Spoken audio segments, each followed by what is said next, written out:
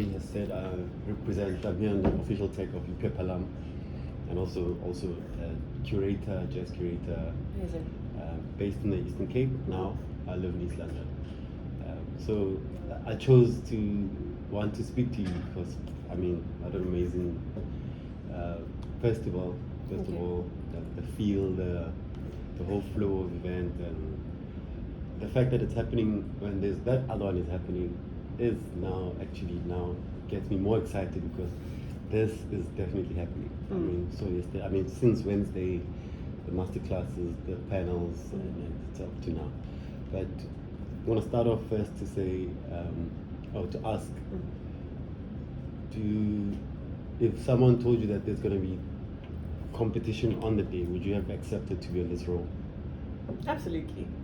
Absolutely. I think when it comes to the festival, and this festival in particular, it's an incredible legacy. It's a project that I feel there'll always be competition, and competition I think is very welcomed. I think by actually having another two events on this festival events on the same weekend, K-Day and Montreux Jazz Festival, I think it's allowed for us to move and think a little bit differently as well. So pressure and challenges aren't always negative. And while of course it's posed challenges, I think that it's also allowed for us to think a little bit more creatively about things. And I think this role is, first of all, it's an honor to be in this role. I don't take it lightly. And I really, just hearing the feedback in and around the energy and the feel in particular, that's what we were going for, and that's what we were trying to really bring alive. And I think if we've done that, that's success in itself. So yeah, I think that pretty much summarizes that I would have most certainly taken it on regardless. Sorry, I jumped to the I wanted to say, please introduce yourself. And what is your role at the festival? Of course. Sorry, I also got excited there. My name is Georgia Jones, and I am a co-director at the Cape Town International Jazz Festival. Myself and Carolyn Savage. Carolyn is her portfolio is in alignment with sales and sponsorship and hospitality. And I came from the artist curation side, so I look after artists and relationships of the festival. Thank you. So now the official part is out the way. So I think my next question is more on just the background part of organizing such a festival. This is like a huge festival. General people have been for years. There's people who are now attending for the first time that were born when it was still happening. Yes. So how much work does it take?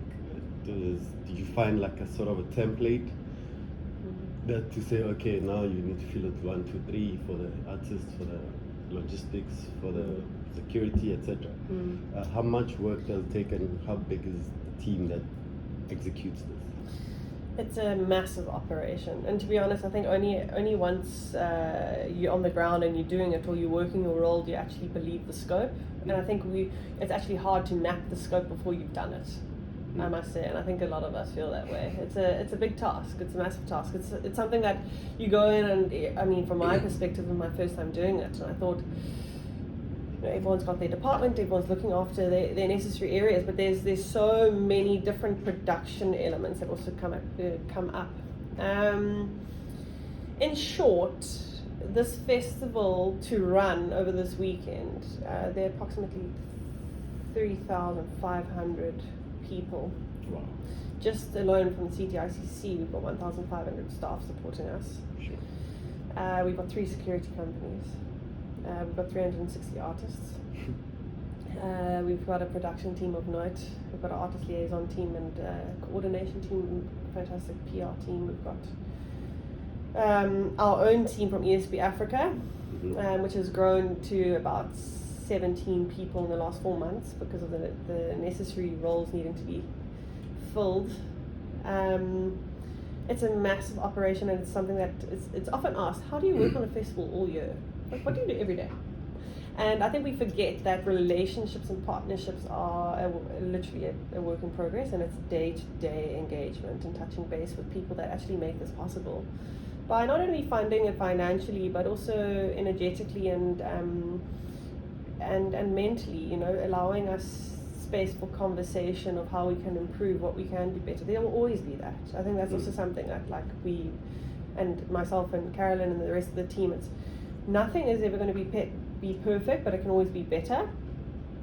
And I think in terms of the logistics and coordination and the operations and production side of things, this festival actually works 18 months of the year. That's how tired I am. Apologies. 11 months of the year. I think there's probably the report back period, and then there's a little bit of catching one's breath and then getting planning again.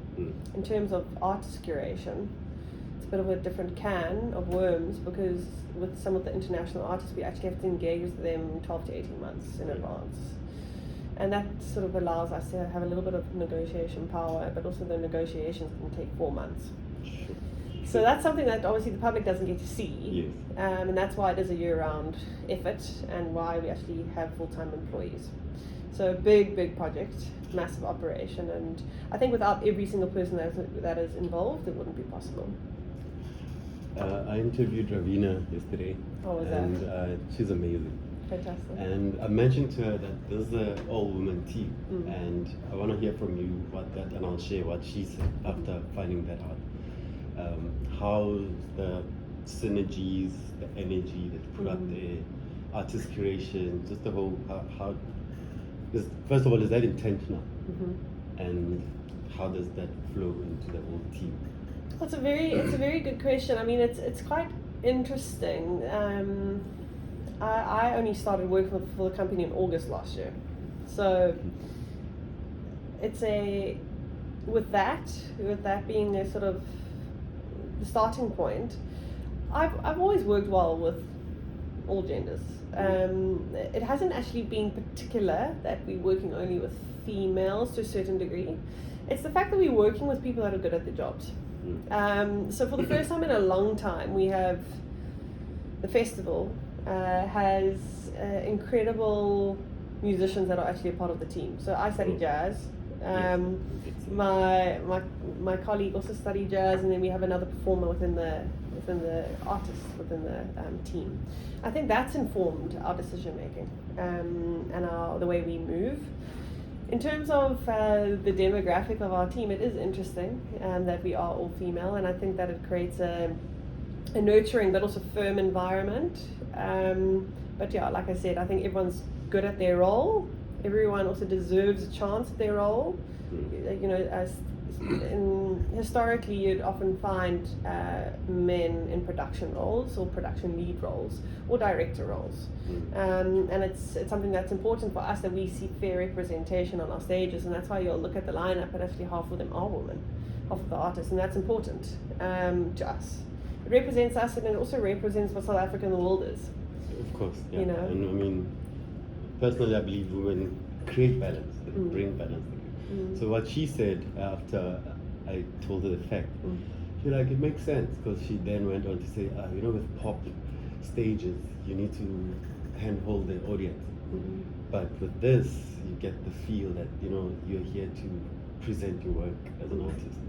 And That's she beautiful. said she could feel that it makes sense that it's women creating this energy in this environment. So that's wonderful to hear, and I think that's exactly it. It is an energetic thing, and I think naturally speaking, not all, but naturally speaking, I think women tend to be very organized.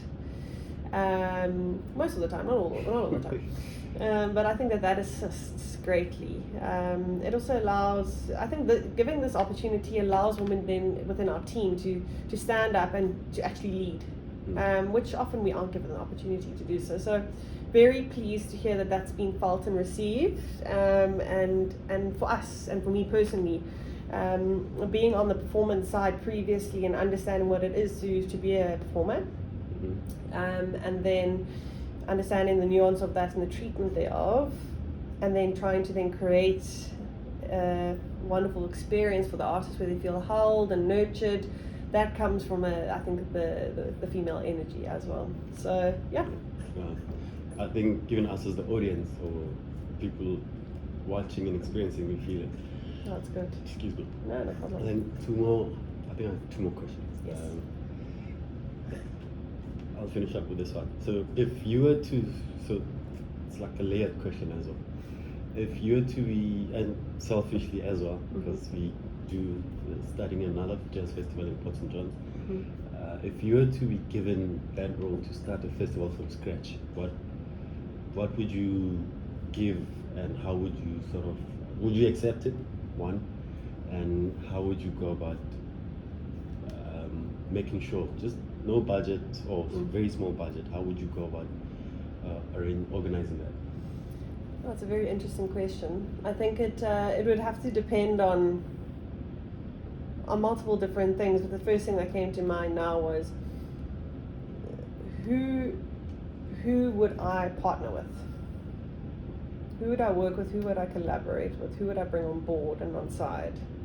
I think anything's possible, and I truly mean this. I think anything's possible with communication and imagination, because while budget isn't always available, relationships are. And I think how we can lean into partnership and collaboration and I think sponsorship almost isn't the right word, because it's a true partnership. If you align on the same values and there's an outcome that you both see and want and share and you journey together, then it's a partnership, and it's not so far removed because there's a relationship involved. But I think that would be key. How I would do it, I think I'll start small. I think what often happens, and if we look at the festival, the nature of festivals is often people go too big too soon, and with going too big too soon is you often actually crush yourself in the long run, and then the possibility just dies. So I think what I would do is I would speak to a particular audience, but also still remain fluid. I would create a lineup that then speaks similarly to this, which I think has worked out quite well. It needs to be a festival for the people, so then you would strategically invite certain local artists. If you don't have a massive budget, you most likely then won't have an international artist, but then you would maybe have a bigger local or national artist. Otherwise, the other option would be to go big and have one big international artist with a couple of small build-up artists to that performance.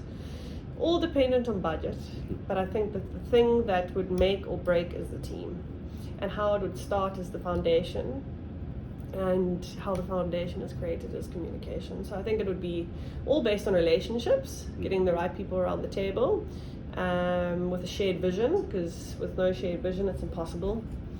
And look at the outcome of what it is. What are you trying to achieve? It's not just a festival, it's not just going to an event, it's the impact. It's the impact that it has on the social economic impact. But also not only that, it's the well-being, it's the joy, it's the instilling of hope. And I think that's what people forget, that's the power. Interestingly, earlier I was with perhaps Dixon Music, saying that you see these headlines, these lampposts being about the economy, but it's like, that's not what we're doing. We're here to uplift and boost morale and bring joy as the artist. And of course. Yeah, so you also captured it quite well there. Yeah, it's a balance, right? Because we need it to boost the economy. Well, that's because standard, yeah. Yes, you know what I mean. We need that, and it's also good for people to realize that they're also supporting something that is actually bettering the local industry in terms of hospitality and experiences, and people coming here to experience South Africa in Cape Town. But from the artistic point of view, it's how do I pass on tangible joy and unity and hope and all of these positive things that music does in unifying us. You know, other interesting thing he said on that and with the economy is that if you've got people who have got high morale, the economy will definitely be boosted, because you've got people who are doing things with passion and a great joy, and like seeing what the impact of that thing that they're doing is. And eventually, if you go to a restaurant and the waiter is terrible, you're probably not going to go back, or you want tip, or you want to order more. So Like, I It found speaks, very yeah, it interesting. speaks to each other. I think something that's so interesting, which I've once heard, and I would love to believe is 100% true, and I wish it could actually be implemented. Is if all governments had to put more money into arts and culture, we would have to put less money into medicine. Yes. I mean, I believe it. Truly believe So it. it's super interesting. I think that, and it's not discrediting medicine and what Of we need course. to do there, but it's pretty much saying if we place more emphasis on joy and well-being, we'll have less disease, risk, and challenges medically. True. Last question. You can answer it however you want, but on you studying jazz, did you study to become a jazz musician, jazz artist, or to eventually find yourself here? And what did you study exactly? Okay, so very interesting because when I arrived at UCT Music School, I majored in alto and baritone saxophone jazz studies. And when I arrived, I was adamant that I was going to be a performer. And I soon realized that while I love playing, I needed something more. And I think it's more of a mental. It was more of a mental challenge. It wasn't that performing wasn't fulfilling enough. It was that there was like a duality that I could do both. And I've always loved organizing things, and I've always loved working with people. So naturally, what that did was that led me to teaching. Then I taught for 10 years. Jazz. Yeah. But also just music to little children, you know. Yeah. And I worked in NPOs and across a wide range of schools, from projects to private schools to everything, and that was wonderful and served such a great chapter, and also allowed for me to become the person I am in my work life and personal life today. But then I sort of was like, there's something more. Yeah. And then I started a company with two of my friends that I studied with. They were both opera majors. It was about education and upliftment in music. It was during COVID. How do we promote music? We just started an Instagram page. That then led on to creating small events in Observatory, in this little bakery that we moved through the French Electorate, our music school. And then I did some curation here at the Athletic Club and Social for a few years. And then from there moved on to music labels, and then from there created like my own agency, and I looked after 8 artists for a while. So I could have never planned this, and I could have never thought of this, and I never knew. And when I arrived at UCT in 2014, I thought I'm going to be a performer, and that's that. I could have never really imagined that this is where I would have been now.